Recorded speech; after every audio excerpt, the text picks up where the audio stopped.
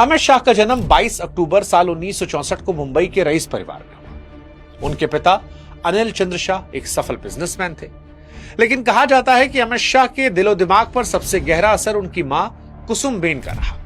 कुसुमबेन पक्की गांधीवादी थी और शाह की सादगी, खाकी का शौक और अनुशासन वहीं से आया। अमित शाह की शुरुआती पढ़ाई 16 साल की उम्र तक मानसा गांव में हुई। उनकी राजनीति की शुरुआत किसी बड़े मंच से नहीं बल्कि गलियों में पोस्टर चिपकाने से हुई थी।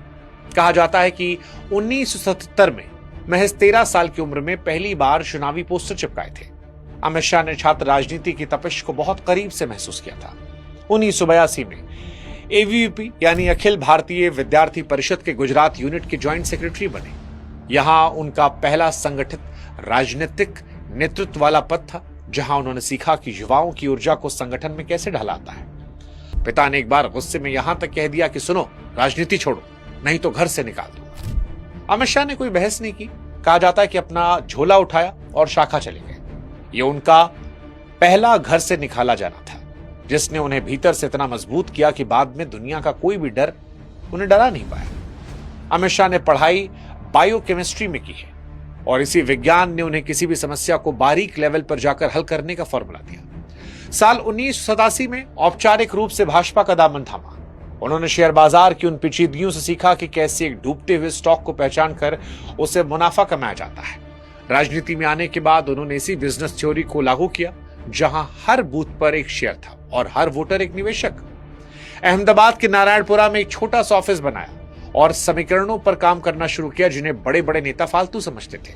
साल 1999 में वह अहमदाबाद जिला सहकारी बैंक के प्रेसिडेंट बने, जो गुजरात का सबसे बड़ा सहकारी बैंक था। यहीं से उन्होंने आर्थिक घेराबंदी शुरू की, जिसने कांग्रेस के दशकों पुराने आधार को हिला कर दिया। उन्होंने बैंक के चुनावों में उन छोटे किसानों को शेयर होल्डर बनाया जो कभी बैंक की सीढ़ियों तक नहीं चढ़े थे। माधोपुरा मर्केंटाइल बैंक जैसे किलों में सेंध लगाई और किसानों को भाजपा के साथ जोड़ दिया।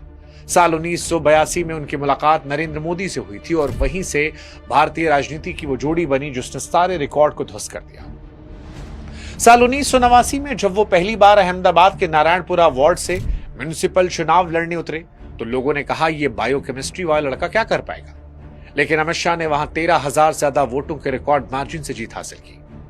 उस पहली जीत ने न केवल शाह का भरोसा बढ़ाया, बल्कि दिल्ली के बड़े नेताओं को भी जता दिया कि ये लड़का केवल नंबरों का बाजीगर नहीं है, बल्कि जमीन का असली खिलाड़ी है।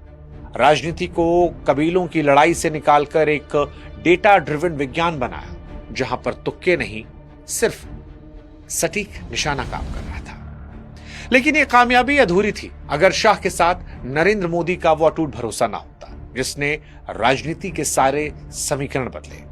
और यहीं से कहानी शुरू होती है मोदी शाह की जोड़ी की। 40 साल पुराना ट्रस्ट फैक्टर क्या है, यह आज भी दुनिया को नहीं पता,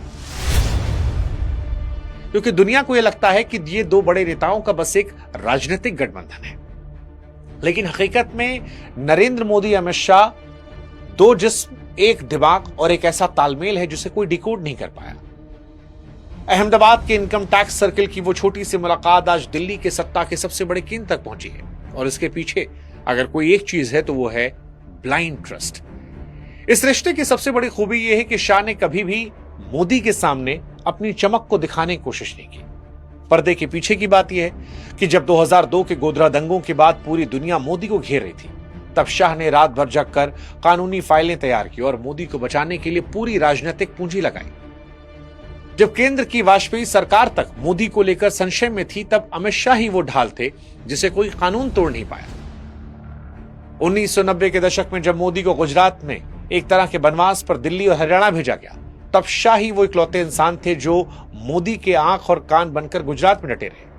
2002 से 2010 के बीच शाह गुजरात में सरकार में गृह मंत्री और सहकारिता जैसे अहम मंत्रालयों के मालिक रहे। लेकिन उस दौरान अमित शाह पर कई विवाद उठे। सोहराबुद्दीन जैसे मामलों में उन पर सत्ता के गलत इस्तेमाल के गंभीर आरोप भी लगे। लेकिन इस दौरान भी नरेंद्र मोदी उनके साथ रहे। करीबी लोग बताते हैं कि नरेंद्र मोदी के कमरे में जाकर अमित शाह ही इकलौते शख्स हैं जो टोक सकते हैं और सबसे कड़वी सच्चाई बता सकते हैं। कहने वाले ये भी कहते हैं कि मोदी भी जानते हैं कि अमित शाह जो कह रहे हैं उसमें निजी स्वार्थ नहीं है। ये जोड़ी बिल्कुल वैसी है जैसे बैट्समैन ने शॉट मारा और आगे बढ़ा और सामने वाला भरोसा करके आगे बढ़ लेता है। इन दोनों ने मिलकर लुटियंस दिल्ली के उस पुराने वीआईपी कल्चर को जड़ से उखाड़ फेंका जहां खानदान की अहमियत थी और एक नए कल्चर की शुरुआत की, परफॉर्मेंस कल्चर की। हालांकि आलोचकों का तर्क है कि इस परफॉर्मेंस की कीमत पर पार्टी के अंदर आंतरिक लोकतंत्र कमजोर किया गया है। सारे फैसले केवल भारतीय जनता पार्टी में 2 लोगों तक सिमट कर रह गए हैं। बाद में भारतीय जनता पार्टी के भी जो अध्यक्ष बने वो सिर्फ नाम के रह गए हैं। वफादारी का यह स्तर जहां उन्हें ताकत देता है तो विपक्ष के लोग इसे 2 लोगों की तानाशाही करार देते हैं। वैसे वफादारी की इस कीमत को शाह ने तब चुकाया जब उन्हें उनके अपनों ने घर से बेदखल करवाया था, लेकिन वो हार सबसे बड़ी जीत की तैयारी थी। वो साल था 2010 का। दरअसल साल 2010 अमित शाह की जिंदगी का सबसे काला समय था। सोहराबुद्दीन और तुलसीराम प्रजापति केस में उन्हें न केवल जेल जाना पड़ा, बल्कि बाद में सुप्रीम कोर्ट ने उन्हें उनके घर और राज्य गुजरात से तड़ी पार कर दिया। उस समय की सीबीआई ने उन्हें हत्या, अपहरण और वसूली का मास्टरमाइंड घोषित किया। विरोधियों ने जश्न मनाया, लगा कि अमित शाह करियर में टी मिल गया। लेकिन शाह को समझना शायद इतना आसान नहीं था। जेल की कालकोठरी में अमित शाह ने रोने के बजाय खुद को किताबों में झोंक दिया। वहां पर चाणक्य नीति, शिवाजी महाराज की रणनीतियों को घोट कर पी गए। साबरमती जेल की ठंडी सलाखें उनके संकल्प को मजबूत बना रही थी। यह वक्त भारी इसलिए भी था क्योंकि इसी दौरान 2010 में उनकी मां कुसुमबेन का निधन हो गया। अपनी मां के आखिरी वक्त में वो उनके पास नहीं जा पाए और इस दर्द ने उन्हें भीतर से काफी सख्त बनाया। तड़ीपार के दौरान उनकी पत्नी सोनल शाह और परिवार ने जो कुछ झेला वो कोई सोच नहीं सकता। उन्हें सामाजिक बहिष्कार सहना पड़ा। उनके घर पर 24 घंटे निगरानी रखी जाती, लेकिन पत्नी चट्टान की तरह खड़ी रही और अमित शाह का हौसला बढ़ता रहा। अमित शाह ने उन 2 सालों के निर्वासन को दिल्ली के गुजरात भवन में बैठकर एक कंट्रोल रूम में बदला। जेल से बाहर आने के बाद उन्होंने मोदी से सिर्फ एक बात कही कि अब हमें सिर्फ गुजरात नहीं पूरा देश जीतना है, और यहीं से 2014 की उस महायोजना की नींव पड़ी जिसे पूरे भारत का नक्शा बदला। जेल और तड़ीपार के उन अंधेरे दिनों में अमित शाह ने केवल किताबें नहीं पढ़ी बल्कि सबक सीखा। सिस्टम को बाहर से लड़कर नहीं, अंदर घुसकर बदलना पड़ता है। इसी दौरान जब उत्तर प्रदेश की गलियों में निर्वासन के दौरान वो घूम रहे थे, तब उन्हें एहसास हुआ कि अगर दिल्ली की सत्ता हासिल करनी है तो उत्तर प्रदेश जीतना पड़ेगा। और उत्तर प्रदेश जीतने के लिए उस वक्त के लोग बताते हैं कि उन्होंने राज्य के लोगों को बुलाया और कहा कि अगर आप चाहते हैं कि सरकार हमारी बने तो व्यक्तिगत लाभ छोड़ दीजिए। बाहर से लोगों को लाए और साथ मिलकर मैजिक क्रिएट हुआ, और वो मैजिक अपने आप में इतिहास बदलने वाला था।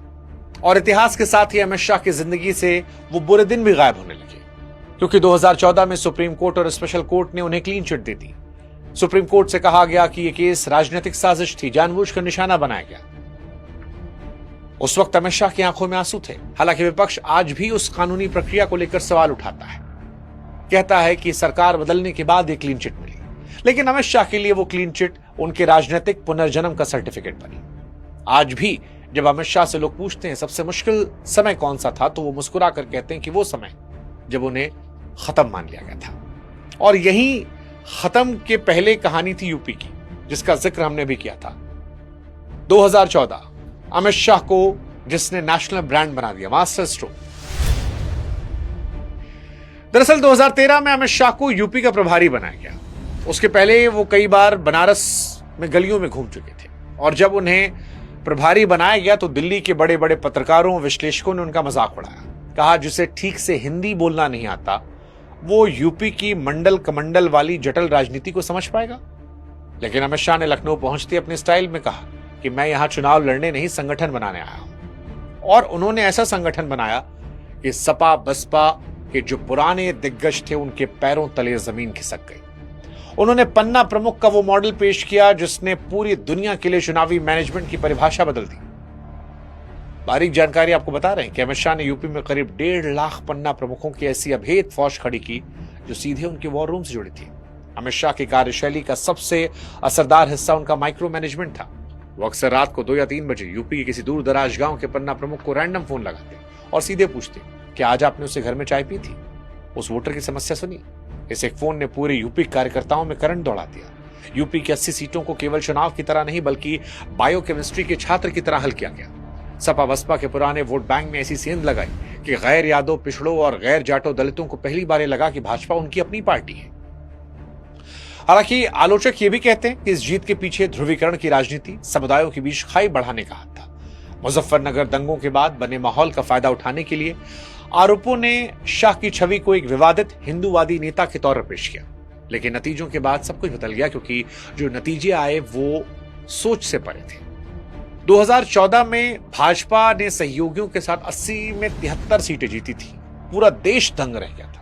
हालांकि अमित शाह की जिंदगी में राजनीतिक तौर पर जीत हमेशा थी। अगर व्यक्तिगत चुनाव की बात भी करें तो अमित शाह लगातार 4 बार विधायक बने थे, 97, 2002, 2007, 2012। सच तो यह है कि अब तक अमित शाह ने 29 चुनाव लड़े और एक बार भी चुनाव में हार का सामना नहीं किया। व्यक्तिगत चुनाव की बात करें कि अमित शाह ने यूपी जैसे बड़े राज्य में भाजपा को कितना मजबूत कर दिया। सिर्फ यूपी नहीं, हाल फिलहाल में अगर आप बंगाल देख लीजिए, अमित शाह उस बंगाल में सरकार बनाते हैं जहां से भारतीय जनता पार्टी की सोच की शुरुआत हुई थी। श्यामा प्रसाद मुखर्जी जिन्होंने जनसंघ की स्थापना की थी, वो पश्चिम बंगाल से आते थे और वहां पर भाजपा सिर्फ नाम मात्र की थी। भाजपा को बाहरी पार्टी का दर्जा मिला था, हिंदी भाषी पार्टी कहकर दरकिनार कर दिया गया था। लेकिन अमित शाह की वैचारिक जिद थी। अमित शाह ने मतुआ, नामशूद्र आदिवासियों के बीच जाकर सोशल इंजीनियरिंग की। ममता बनर्जी किले को धीरे धीरे दरकाया। 2019 में लोकसभा में 18 सीटें, 2021 में भी सीटें आई और फिर 2026 में 48% से ज्यादा वोट लाकर ममता बनर्जी की 15 साल की सत्ता खत्म कर दिया। पहली बार बंगाल में भारतीय जनता पार्टी का मुख्यमंत्री बन रहा है। शुभेंदु अधिकारी को मुख्यमंत्री बनाया गया है। तृणमूल कांग्रेस, ममता बनर्जी बैकफुट पर आ गई है।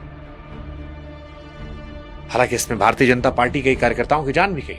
लेकिन अमित शाह ने बंगाल की जीत के बाद भी, अगर आप उनके भाषण को सुनेंगे तो ये कहा कि ये जीत सिर्फ मेरी नहीं है, ये जीत उन 300 से ज्यादा कार्यकर्ताओं की जिन्होंने जान गंवाई। लेकिन उन कार्यकर्ताओं ने अमित शाह पर भरोसा किया था और उस भरोसे का असर था कि बंगाल की राजनीति में भारतीय जनता पार्टी पहचान बना पाई, ममता बनर्जी किले को कमजोर कर पाई। हालांकि आरोप इसमें भी लगा कि अमित शाह ने हिंदू मुसलमान खूब किया, धर्म के नाम पर राजनीति को बांटा। लेकिन अमित शाह और उनके चाहने वालों का नजरिया अलग है। उनका कहना है कि ममता बनर्जी की एंटी इनकम्बेंसी को उन्होंने एक्सपोज किया, ममता बनर्जी की प्रो मुस्लिम नीतियों को एक्सपोज किया और हिंदुत्व के प्रचार प्रसार करके उन्होंने वहां पर जनता के दिल में जगह बनाई, विश्वास पाया, क्योंकि ममता बनर्जी उनकी नजर में हिंदुओं से दूरियां बना चुकी थी।